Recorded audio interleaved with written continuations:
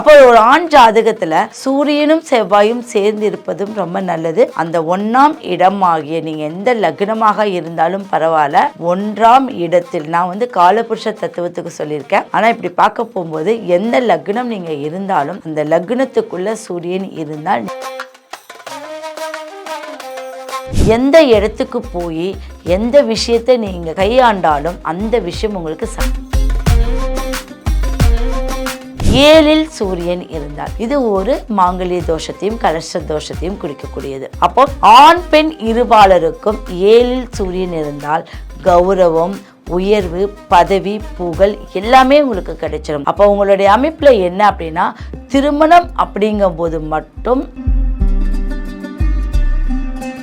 சூரியன் அப்படிங்கிறது ஞாயிற்றுக்கிழமை முதல் ஓரையில வரக்கூடிய 6 to 7 சூரிய பகவானுடைய ஓரையில நீங்க எந்திரிச்சு உங்க கையில அருகம்புல் நிறைய கையேந்தி இல்ல தர்பப்புல் கையேந்தி சூரிய பகவானுக்கிட்ட காமிச்சு அதை தொட்டு கும்பிட்டு வாங்க. தினம்தோறும் பண்ணிட்டு வாங்க. உங்களுக்கு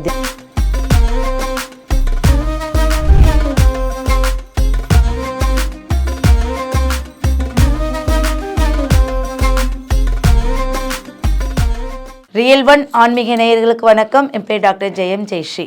இன்னைக்கு நம்ம பார்க்கறது சூரியன் அப்படிங்கக்கூடிய ஒரு கிரகம். சூரியன் என்பது முதன்மையான ஒரு கிரகம். அதுலேயும் பார்த்தீங்கன்னா சூரியன் ஆதிக்கம் யாருக்கு நல்லா இருக்கோ அவங்க தான் ரொம்ப நல்ல ஒரு அரசு உத்தியோகத்திலேயோ இல்லை ஒரு ஆளுமையிலேயோ இருப்பாங்க. இப்போ ஒவ்வொருத்தரும் இப்போ என்னுடைய கிரகம் இங்கே இருக்கு, என்னுடைய கிரகம் இந்த கட்டத்தில் இருந்தால் என்ன பலன் அப்படிங்கிறது நிறைய பேர் நம்ம பார்த்துருப்போம். இப்போ சூரியன் என்பது மேசத்தில் இருந்து மீனம் வரை எந்தெந்த ராசிக்கு எந்தெந்த இடத்துல இந்த சூரியன் இருந்தால் என்னென்ன பலன்கள் அப்படின்னு நம்ம பார்க்குறோம். ஃபர்ஸ்ட் மேச ராசியில சூரியன் உச்சம் பெறுகிறார். அப்போ சூரியன் அந்த இடத்துல நல்ல ஒரு ஆளுமை திறன் வாய்ந்தவராகவும் நல்ல ஒரு புனிதம் கலந்த ஒரு மனிதராகவும் நல்ல மனம் படைத்தவராகவும் மற்றவர்களுக்கு உதவி செய்யக்கூடிய குணாதிசயங்கள் கொண்டவர்களாகவும் இருப்பாங்க. அப்ப அந்த இடத்துல செவ்வாயோடைய வீடாக இருப்பதால் சூரியனும் செவ்வாயும் ஒரு பெண் ஜாதகத்திற்கு தான் ஆகாதே ஒழிய ஆண் ஜாதகம் மிகவும் வலிமை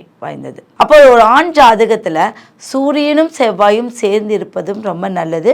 அந்த 1ஆம் இடம் ஆகிய நீங்க எந்த லக்னமாக இருந்தாலும் பரவாயில்ல, 1ஆம் இடத்தில் நான் காலபுருஷ தத்துவத்துக்கு சொல்லியிருக்கேன்.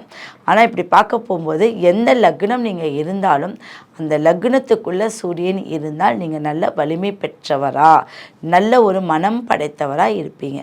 அப்போ அந்த லக்னத்துக்குள்ள சூரியன் இருக்கும்போது கொஞ்சம் முடிவு எடுக்கிறது பார்த்து பண்ணுனா உங்களுடைய எல்லா பலன்களும் நன்றாக இருக்கும். அதே சூரியன் 2ஆம் இடத்தில் இருந்தால் நல்ல பேச்சு, வாக்கு, செயல்முறை இது எல்லாமே உங்களுக்கு இயற்கையிலேயே வந்துடும். சொன்னதை தான் செய்வீங்க, செய்யறதா சொல்வீங்கிற மாதிரி நீங்க என்ன நோக்கத்தோட செயல்படுறீங்களோ அதை முடிச்சுட்டு தான் நீங்க அடுத்த கட்டத்துக்கு போவீங்க.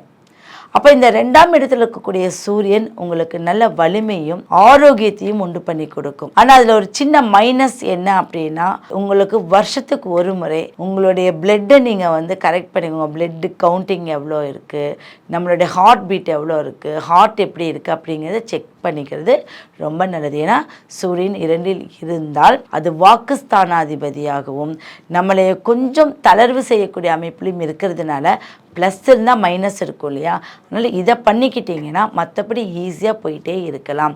நீங்கள் எங்கே போனாலும் உங்களுக்கு ஜெயம் உண்டாகும், மதிப்பும் மரியாதையும் கண்டிப்பாக இருக்கும். சூரியன் 3ஆம் இடத்தில் இருந்தால் சகோதர ஸ்தானம் சிறப்படையும். உங்களுடைய சகோதரருக்கு நீங்கள் நல்ல ஒரு அதிர்ஷ்டசாலியாக இருப்பீங்க. உங்கள் சகோதரத்துவம் உங்களுக்கு நல்ல ஒரு அமைப்பாக இருக்கும். அது பெண் சகோதரி, உங்களுக்கு கூட பிறந்தவங்க பெண்ணாக இருந்தால் உங்களுக்கு நல்ல ஒரு அமைப்பும் கொடுக்கும். அவங்களுக்கும் நீங்கள் ஒரு நல்ல அமைப்புக்குடையவராக இருப்பீங்க. அதே இடத்துல நீங்கள் யாருக்காவது நின்று கல்யாணம் பண்ணி வச்சிங்க அப்படின்னா பார்த்து பண்ணி வைக்கணும். ஏன் அப்படின்னா 3ஆம் இடம் என்பது கழுத்தை குறிக்கக்கூடிய ஒரு கிரகம். அப்போ உங்களுக்கு கழுத்து வலியும் உண்டு பண்ணும். மற்றவர்களுக்கு யாருக்காவது நீங்கள் திருமணம் செய்து வைத்தால் அது முழு திருப்தி ஆகாது. அந்த வேலைக்கு நீங்கள் போகாமல் இருந்தால் போதும். உங்கள் குடும்ப அளவில் நீங்கள் பார்த்துக்கிட்டிங்கன்னா நல்ல ஒரு மனிதராக நீங்கள் இருக்கலாம். நீங்கள் எந்த வெளித்தொடர்பு மற்றவர்களுக்கு உதவி செய்கிறதுக்கு போனாலும் அதில் நீங்களும் சக்ஸஸ் அடைவீங்க, மற்றவர்களும் உங்களுக்கு சக்ஸஸ் கொடுக்கக்கூடிய அமைப்பாக இருக்கும். உங்களுடைய சூரியன் 4ஆம் இடத்தில் இருந்தால் 4 என்பது தாய்ஸ்தானம். அப்போது உங்களுக்கு தாயை விட உங்களுக்கு தகப்பன் அமைப்பு உங்களுக்கு ரொம்ப அற்புத ஒரு பலனை கொடுக்கும். அப்போ இந்த 4ஆம் இடத்துக்காரங்க எப்பவும் என்ன பண்ணணும் அப்படின்னா, ஒரு கூரையே இருக்காத ஒரு கோயிலுக்கு போகணும். அந்த கோயிலுக்கு போகும்போது தான் அந்த 4ஆம் இடத்துல இருக்கக்கூடிய சூரியன் உங்களுக்கு பலம் பெற்று உங்களுடைய கௌரவத்தை ரொம்ப நல்லா ஸ்ட்ராங்காக வச்சுக்குவார்.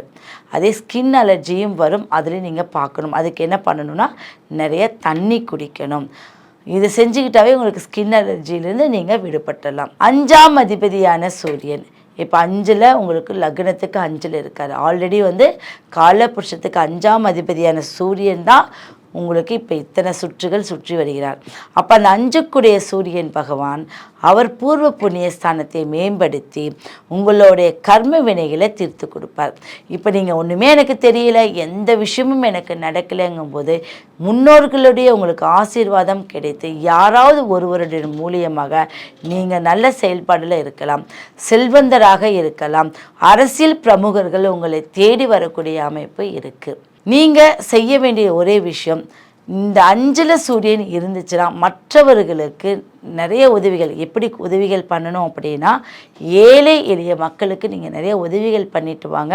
உங்களை எப்பவும் செல்வந்தராகவே வச்சுக்கும். 6ல் சூரியன் இருந்தால், 6ஆம் இடத்துல சூரியன் இருந்தால் உங்களுக்கு என்ன பலன் கொடுக்கும் அப்படின்னா, அடிக்கடி தலைவலியை உண்டு பண்ணும், கைகால் வலிகளை உண்டு பண்ணும். ஏன்னா மடங்கி விரிகிற இடம் எல்லாமே சூரியன். அப்போது அந்த 6ங்கிற இடம் நோய்ஸ்தான இடத்துக்கு, எதிரி ஸ்தான இடத்துக்கு இருக்கும்போது நீங்கள் உங்களுடைய ஸ்தானாதிபதி அந்த சூரியனை குரு பார்த்துட்டா எதிரிகளிலிருந்து நீங்கள் சீக்கிரம் தப்பிச்சிருவீங்க. இல்லை அப்படின்னா எதிரிகளுக்கு நீங்கள் விலகி போயிடுங்க. அந்த இடத்துல நீங்கள் போராடாமல் விலகி போகும்போது நீங்கள் அதுலேருந்து சேஃபான ஒரு முறையில் இருப்பீங்க. அடுத்தது, எந்த இடத்துக்கு போய் எந்த விஷயத்தை நீங்கள் கையாண்டாலும் அந்த விஷயம் உங்களுக்கு சக்ஸஸ் கொடுத்துடும். ஒருவருக்கு ஜாமீன் போடக்கூடாது. நீங்களே அதை யாருக்கு ஜாமீன் போடக்கூடாது, ஜாமீன் போடுற இடத்துல நீங்கள் நிற்கவும் கூடாது. ஏன்னா இது தேவையில்லாத பிரச்சனைகளை கொடுக்கும். நல்ல விஷயம் என்ன அப்படின்னா, எல்லாத்துலேயும் நீங்கள் ஜெயிச்சு வந்துடுவீங்க. எதிரிகள் உங்களுக்கு அதிகமாக இருக்க மாட்டாங்க. அப்படி இருந்தாலும் அவங்கக்கிட்டேயும் நீங்கள் நார்மலாக போகிறது உங்களுடைய குணாதிசயமாக அமைஞ்சிடும். 7ல் சூரியன் இருந்தால் இது ஒரு மாங்கல்ய தோஷத்தையும் கலச தோஷத்தையும் குறிக்கக்கூடியது. அப்போ ஆண் பெண் இருபாலருக்கும் 7ல் சூரியன் இருந்தால் கௌரவம், உயர்வு, பதவி, புகழ் எல்லாமே உங்களுக்கு கிடைச்சிடும். அப்போ உங்களுடைய அமைப்பில் என்ன அப்படின்னா, திருமணம் அப்படிங்கும்போது மட்டும் அந்த கிரக வலிமையை நீங்கள் பார்க்கணும். அடுத்து அதுக்கு உண்டான சின்ன சின்ன பரிகாரங்களை மேற்கொண்டு வந்தால் கண்டிப்பாக அந்த தோஷமும் நிவர்த்தியாகும். அப்போ சூரியன் 7ல் இருக்குது, எனக்கு தோஷம் அப்படின்னா, உங்கள் லக்னாதிபதி ரொம்ப பலம் பெற்று அந்த லக்னாதிபதியை குரு பார்த்தால் கண்டிப்பாக இந்த தோஷத்திலிருந்து நீங்கள் விடுபட முடியும். சூரியன் 8ல் இருந்தால், இப்போது 7ல் இருக்கும்போது வாழ்க்கை முறையை எடுத்துக்கலாம், 8ல் இருக்கும்போது அவங்க எப்படி வாழ்கிறாங்கங்கிற முறையை எடுத்துக்கலாம். அப்போ சூரியன் 8ல் இருந்தால் நீங்கள் என்ன செய்யணும் அப்படின்னா, உங்கள் ரகசியங்களை ரொம்ப பாதுகாப்பாக வச்சுக்கணும். யாரிடமும் உங்கள் ரகசியங்களை சொன்னீங்கன்னா அவங்க தான் முன்னேறுவாங்க, உங்களே கீழே இறக்கிடுவாங்க. அப்போது 8ல் சூரியன் இருக்கிறவங்க ரகசியத்தை எந்த அளவுக்கு பாதுகாப்பாக வச்சுருக்கீங்களோ அந்த அளவுக்கு நீங்கள் உயர்ந்த ஒரு இடத்தை நீங்கள் அடைய முடியும். அதே மாதிரி இந்த 8ல் சூரியன் இருக்கக்கூடியவங்க தான் அரசியல்வாதியாக, நல்ல ஒரு பெரிய தொழிலதிபராக இருக்கக்கூடிய அமைப்பு அவங்களுக்கு உண்டு. அப்போ உங்களுடைய ரகசியங்களை பாதுகாத்தால் நீங்கள் நல்ல நிலைமையில் இருக்க முடியும். அடுத்தது, உங்களுக்கு பல்லு சார்ந்த பிரச்சனை வரும், அதில் நீங்கள் கவனமாக, சிறு வயதில் இருந்தே பல்லு சார்ந்த பிரச்சனையில் கவனமாக இருக்கணும். ஹார்ட் சம்மந்தப்பட்ட பிரச்சனை கவனமாக இருக்குது. இதெல்லாமே பார்த்துக்கிட்டாவே நீங்கள் அதுலேருந்து சேஃபான முறையில் வழியில் வந்துடுவீங்க. அதிர்ஷ்டம் உங்களை தேடி வரும். நீங்கள் அந்த அதிர்ஷ்டத்தை தேடி போகவே வேண்டாம், அதிர்ஷ்டமே உங்களை தேடி வரக்கூடிய அமைப்பு 8ல் சூரியன் இருந்தால். அடுத்தபடியாக 9ல் சூரியன் இருந்தால், இப்போ நான் சொல்லுது உச்சம், ஆட்சி, நீசம் இதெல்லாம் நீங்கள் எதையுமே பார்க்க வேண்டாம். நான் சொல்லக்கூடிய இடத்துல சூரியன் இருந்தால் என்ன பண்ணலாம்? 9ல் சூரியன் இருந்தால், இப்போ 9ல் சூரியன் இருக்கு, அப்பாவுக்கு ஆகாதுன்னு சொல்லுவாங்க. ஆனால் அதோட கருத்து என்ன அப்படின்னா, அப்பாவுடைய கருத்தும் மகனுடைய கருத்தும் ஒரு கருத்து வேறுபாடு, முரண்பாடாக இருக்கும்.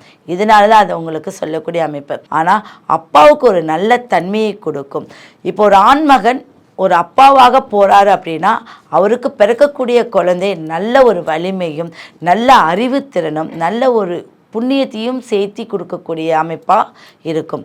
அதே அந்த 9ல் இருக்கக்கூடிய சூரியன் நீங்கள் உங்களுடைய குலதெய்வத்தை பலப்படுத்தி கொடுக்கும். உங்கள் குலதெய்வம் இருக்குது இல்லை எனக்கு தெரியல அப்படிங்கிறதுலாம் கணக்கில் உங்களுக்கு பலப்படுத்தி கொடுக்கக்கூடிய ஒரு அமைப்பாக இருக்கும்.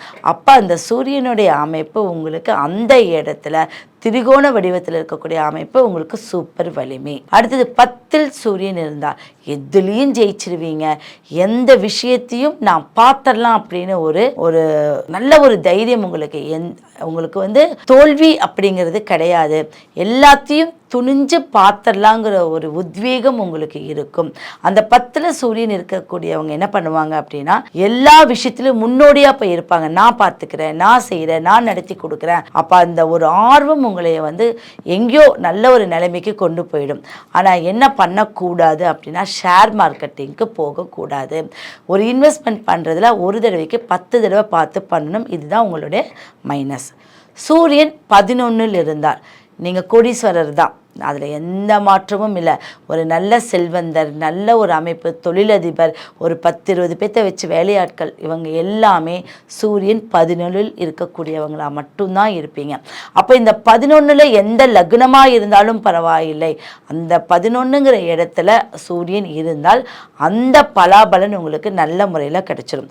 அது அடுத்தது உங்களுக்கு மூத்தோர், ஒரு மூத்த சகோதரி, மூத்த சகோதரன் உங்களுக்கு பலம் பெற்று இருப்பாங்க. உங்களோட வம்ச வழியாக இருக்கக்கூடிய பிரச்சனைகள் நிவர்த்தி ஆகிடும்.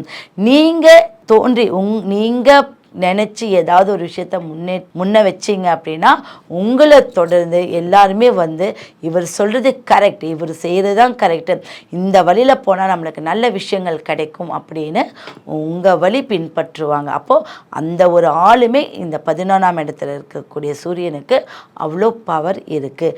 நீங்கள் அது சரியான முறையில் பயன்படுத்திக்கோங்க. அடுத்து 12ஆம் இடத்துல இருக்கக்கூடிய சூரிய பகவான். இப்போ நான் இங்கே இருக்கேன், நான் போய் வெளிநாட்டில் போய் வேலை பண்ண போகிறேன், இல்லை நான் இங்கே இருந்து அடுத்த ஒரு கம்பெனிக்கு ஜம்ப் ஆக போகிறேன், எனக்கு இது கிடைக்குமா அப்படின்னா யோசிக்காதீங்க. கண்டிப்பாக உங்களுக்கு தான் அது முதலிடமாக கிடைக்கக்கூடிய அமைப்பு இருக்குது. அப்போ சூரியன் 12ல் இருந்தால் உடல் ரீதியாக கொஞ்சம் கவனம் தேவை.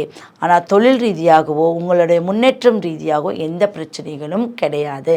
அடுத்தது நீங்கள் ஓய்வு காலத்துலேயும் கௌரவம் உங்களுக்கு குறையில்லாமல் இருக்கும். ஓய்வு காலத்திலையும் வயதான காலத்திலையும் சரி உங்களுடைய எல்லா சொத்துக்களும் உங்களுடைய எல்லா சந்தோஷங்களும் உங்கள் கூடயே இருக்கும். அது எதையும் உங்களை விட்டு போகாமல் இருக்கக்கூடிய அமைப்பு 12ல் சூரியன் இருந்தால். இந்த 12ல் இருக்கக்கூடிய சூரியனுக்கு மட்டும் என்னென்னா குலதெய்வ சப்போர்ட் தன்னை போல் வந்துடும். ஏன் அப்படின்னா 12ங்கிறது மோட்சஸ்தானம். அப்போ தன்னை போல் வரக்கூடிய அந்த குலதெய்வ சப்போர்ட்டை இவங்க பயன்படுத்திக்குவாங்க. இவங்களுடைய வம்சத்தில் 3 தலைமுறையாக எந்த ஒரு குறைபாடும் இவங்களுக்கு எப்பவுமே இருக்கவே இருக்காது.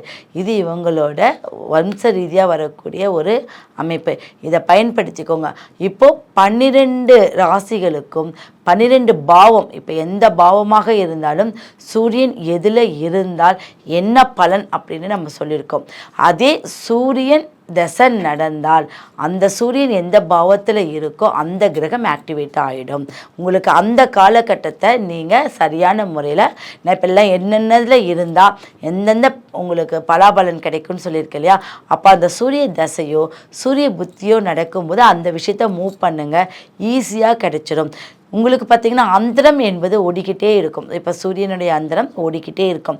எப்பெல்லாம் சூரியன் அந்தரம் வருதோ அந்த நாட்களில் நீங்கள் ஏதாவது ஒரு விஷயத்தை ஸ்டார்ட் பண்ணுங்கள்.